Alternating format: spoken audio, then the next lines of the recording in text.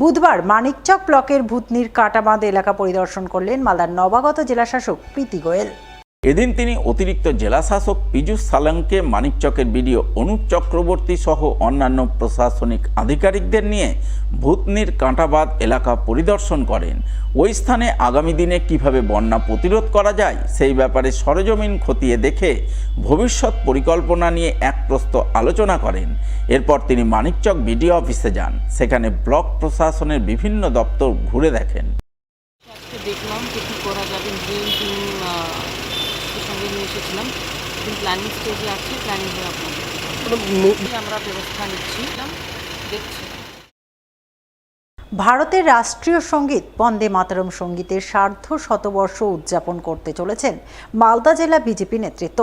এই উপলক্ষে আগামী 7ই নভেম্বর থেকে উত্তর মালদার 7টি বিধানসভার 32টি মণ্ডলে বুধবার এমনটাই জানালেন বিজেপির উত্তর মালদা সাংগঠনিক জেলা সভাপতি প্রতাপ সিং। ভারতীয় জনতা পার্টির উদ্যোগে আগামী 7ই নভেম্বর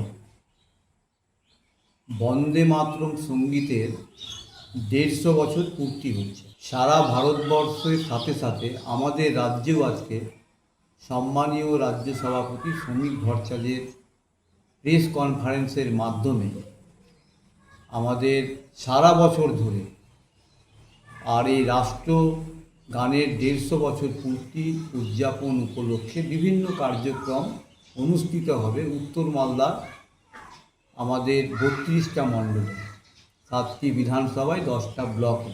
এই 150 বছর পূর্তি উপলক্ষে এই গানের রচয়িতা বঙ্কিমচন্দ্র চট্টোপাধ্যায়, তাকে শ্রদ্ধাপূর্বক নমন জানিয়ে